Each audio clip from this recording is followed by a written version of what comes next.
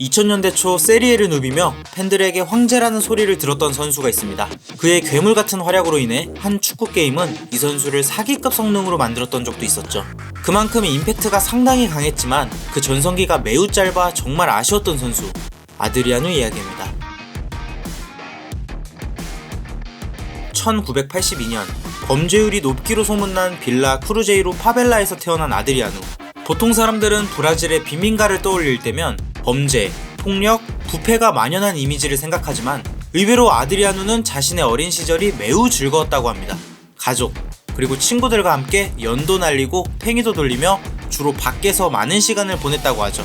하지만 그 중에서 아드리아누가 가장 흥미를 느낀 건 축구였고, 흙 운동장에서 신발도 신지 않은 채 맨발로 축구를 하며 공과 친해지기 시작했습니다. 그렇게 아드리아누가 7살이 되던 해 플라멩고 아카데미에서 뛸 수 있는 기회가 생겼지만 그가 살고 있는 집과 아카데미와의 거리가 엄청 멀었고, 또 이 소년은 많이 어렸기 때문에 항상 등하교를 같이 해줄 사람이 필요했죠. 그게 바로 아드리아누의 할머니였습니다. 할머니는 항상 먼 거리를 같이 등하교를 해주었고, 아드리아누의 경기를 빼놓지 않고 보며 다른 아이들에게는 자신의 손자한테 패스하라며 소리를 치시곤 했다고 합니다. 그리고 집으로 돌아가는 버스 안에선 할머니는 무리뉴 감독으로 빙의한 듯 아드리아누 플레이에 대한 분석을 했다고 합니다. 이처럼 할머니는 아드리아누가 축구 선수가 될 수 있도록 많은 희생을 했고, 뿐만 아니라 부모님과 그의 가족들도 마찬가지였죠. 이로 인해 아드리아누에게 가족은 그의 삶에서 가장 중요한 존재가 되어버렸습니다. 시간이 흘러 이 브라질 선수는 1999년에 플라멩고 유스팀으로 입단하는데, 사실 이때만 해도 아드리아누는 레프트백으로 뛰고 있었습니다. 하지만 그의 강한 체구와 잠재력을 알아본 유스 코치는 그를 스트라이커로 포지션을 옮겨주었고, 그 결과 18살의 나이로 브라질 국가대표팀에 뽑힐 만큼 차세대 괴물 스트라이커로 성장하기 시작했습니다. 그런 괴물 유망주를 예의주시하고 있던 인테르는 그가 세리에 최고의 스타가 될 수 있겠다는 생각에 영입을 결심했고, 그렇게 아드리아누는 2001년 8월에 이탈리아 무대로 입성하게 됩니다. 이적 당시 타지에 나와서 적응하기에 많이 어린 나이기도 했고, 심지어 할 줄 아는 이탈리아어는 하나도 없었습니다. 하지만 아드리아누는 본인을 세상에 보여주기까지 한 달이 채 걸리지 않았습니다. 2001년 8월 14일 레알 마드리드와의 프리시즌 경기에서 아드리아누는 후반 교체 선수로 투입됐는데요. 첫 경기라곤 믿기지 않을 정도로 긴장하는 기색 없이 상대 골문을 위협했죠. 그러던 중 인테르는 좋은 위치에서 프리킥 찬스를 얻게 됐고, 아드리아누는 그 공을 향해 걸어갔습니다. 그러니까 마테라치는 뒤에서 달려와 자꾸 화를 내며 네가 차면 안 된다는 느낌으로 계속 소리쳤다는데, 당시 아드리아누는 이탈리아어를 하나도 할 줄 몰랐기 때문에 그냥 프리킥 찰 준비를 계속 이어갔다고 합니다. 다행히 옆에 있던 쉐도로프가 이 아이가 그냥 차게 냅두라고 상황 정리를 해줬고, 그제서야 마테라치는 뒤로 물러났다고 하네요. 그렇게 차게 된 프리킥은 순식간에 카시아스를 지나 골문으로 빨려 들어갔고, 아드리아누는 그 밤의 주인공이 되었습니다. 그 골을 보고 깜짝 놀란 사네티는 브라질 신인 선수에 대해 이런 평가를 내리게 되죠. 이 소녀는 새로운 호나우두가 될 거야. 그렇게 놀라운 밤이 지나가고 인테르에서 반 시즌을 보낸 아드리아누는 피오렌티나로 임대되어 15경기 6골이라는 좋은 활약을 보여주었지만, 인테르에 아직 이 소년을 위한 자리가 마땅치 않았습니다. 그로 인해 인테르와 파르마는 아드리아누를 두고 공동 소유 계약을 맺었고, 그렇게 02-03 시즌부턴 파르마에서 뛰게 되었습니다.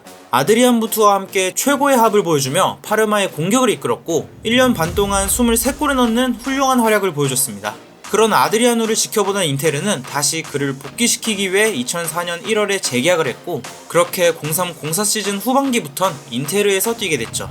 자신을 복귀시킨 인테르의 선택이 틀리지 않았다는 걸 증명하듯 득점을 이어나갔으며, 그 피날레는 바로 리그 마지막 라운드 엠폴리와의 경기였습니다. 당시 한 경기를 남겨둔 채 인테르와 파르마는 나란히 리그 4위와 5위에 위치해 있었는데, 4위는 챔피언스 리그에 진출할 수 있었고 5위는 UEFA컵에 진출하는 상황이었습니다.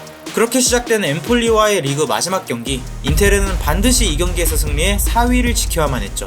하지만 인테르는 전반 18분에 먼저 실점을 허용하며 상황이 점점 힘들어지고 있었는데요. 그렇게 UEFA컵과 가까워지고 있던 찰나, 아드리아누는 전반 종료 직전 헤딩골로 동점을 만들며 화끈한 세레머니를 보여주더니, 여기에 그치지 않고 수비수 3명을 녹여버리는 추가골을 터뜨리며 팀을 챔피언스리그로 이끄는 데 성공했습니다. 그리고 그날의 주인공이 된 아드리아누에게 새로운 별명 하나가 붙게 되죠. 밀라노의 황제. 그렇게 아드리아누는 인테르에서 대체 불가한 선수가 되어가고 있었습니다. 시즌을 성공적으로 마친 황제는 코파 아메리카까지 평정하기 위해 잠시 밀라노를 떠나 페루로 가게 되는데요. 아드리아누는 중요할 때마다 골을 넣으며 브라질을 결승전으로 이끌었습니다. 결승전 상대는 브라질의 영원한 라이벌 아르헨티나였죠. 1대1이던 후반 87분 세자르 델가도의 득점이 터지며 브라질은 우승을 코앞에서 놓칠 상황에 놓여졌습니다. 남은 시간은 정말 얼마 남지 않았고 브라질 선수들과 국민들은 점점 더 절박해졌습니다. 그 순간 아드리아누는 또 한 번 클러치 플레이를 보여주게 되는데요. 정규 시간이 모두 지난 92분 공이 아르헨티나 측 박스에 흐르고 있는 혼전 상황 속에서 아드리아누가 제일 먼저 반응해 그 공을 상대 골문에 벼락같이 꽂아버렸습니다. 이 동점골로 인해 기세는 180도 바뀌었고 그 영향은 승부차기에도 이어져 브라질은 아르헨티나를 꺾고 우승을 차지했습니다. 아드리아누는 이 대회에서 6경기 7골을 넣으며 득점왕과 최우수 선수에 선정되어 브라질을 살린 영웅이 되었습니다. 그로부터 9일 후 다시 밀라노로 돌아와 챔피언스리그 플레이오프를 준비하고 있던 어느 날 아드리아누에게 한 통의 전화가 걸려오게 되는데요. 그 전화는 그의 인생을 완전히 바꿔놓게 됩니다. 바로 아드리아누의 아버지가 심장마비로 사망했다는 소식이었는데요. 당시 방에 같이 있던 사네티 말에 의하면 아드리아누는 그 소식을 듣자마자 바로 전화기를 던지고 상상도 못할 비명을 지르기 시작했다고 했습니다. 그에게 있어 아버지란 존재는 가장 친한 친구이자 삶의 이유였기 때문이죠. 아직 20살 초반밖에 되지 않은 아드리아누에게는 너무나 가혹한 일이었고 쉽게 감당할 수 있는 일이 아니었습니다. 이로 인해 축구에 대한 애정도 식어갔고 더욱이 알코올 중독이 걸릴 정도로 술을 매일 마시며 그렇게 취한 채로 훈련장에 나타났죠. 아드리아누의 멘탈은 순식간에 박살이 났지만 이상하게도 몸은 한 번에 망가지진 않았습니다.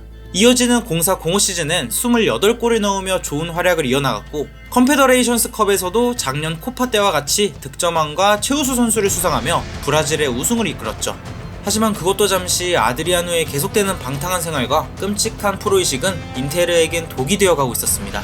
2007년엔 브라질 상파울로로 보내 다시 축구에 집중할 수 있도록 재활 프로그램을 거치게 했고 한 달 후엔 공식적으로 상파울루에 임대를 보내주며 경기를 뛰게 했습니다.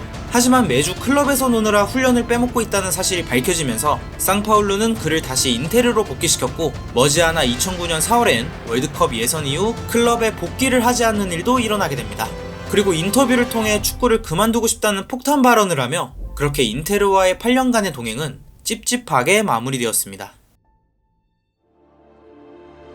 그렇게 축구계를 떠나겠다는 말을 한 지 얼마 지나지 않아 아드리아누는 자신의 친정팀인 플라멩고로 복귀를 선언합니다. 그리고 리그 우승과 득점왕까지 차지하며 아드리아누가 축구에 대한 열정을 다시 찾은 것처럼 보였지만 그가 활약할 수 있었던 시즌은 딱 여기까지였습니다. AS 로마는 다시 부활한 것처럼 보인 그를 FA로 영입했지만 아드리아누는 여전히 과체중인데다가 부상으로 인해 경기에 잘 나오지 못해 한 시즌 동안 353분밖에 뛰지 못했습니다. 심지어 2011년 1월에는 경기 중에 어깨 부상을 당하자 클럽은 회복 차원으로 브라질로 귀국을 허가해줬지만 여기서도 구설수가 생기며 결국 1년도 되지 않아 방출되었죠. 그 이후 브라질의 다른 클럽들을 떠돌다 2016년 미국 마이애미 유나이티드의 생활을 끝으로 몰락한 황제는 쓸쓸하게 축구계를 떠났습니다. 이 선수는 지금까지도 축구팬들 사이에서 의견이 많이 갈리는 선수 중 하나입니다. 그의 전성기는 짧았지만 충분히 고평가 받을만 하다는 의견과 가족사가 아니었어도 이미 프로의식이 굉장히 낮은 선수였기에 고평가되는 게 이해되지 않는다는 의견이죠. 축구에 만약이라는 건 아무 의미 없다는 걸 알지만 아드리아누만큼은 롱런에 성공한 선수였다면 어디까지 성장했을지 궁금하긴 합니다. 짧지만 엄청난 임팩트를 보여줬던 악마의 재능. 여러분은 이 선수를 어떻게 생각하시나요? 지금까지 아드리아누 이야기였습니다.